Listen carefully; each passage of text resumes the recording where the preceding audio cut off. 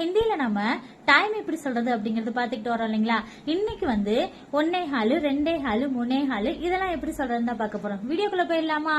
கால் அப்படிங்கறத ஹிந்தியில சவா சவா அப்படின்னு சொல்லணும். ஃபார் அன் எக்ஸாம்பிள் 1:15 சவா 1, 2:15 சவா 2, 3:15 சவா 3, 4:15 சவா 4, 5:15 சவா 5, 6:15 सवा 6, 7:15 सवा 7, 8:15 सवा 8, 9:15 सवा 9, 10:15 सवा 10, 11:15 सवा 11, 12:15 सवा 12.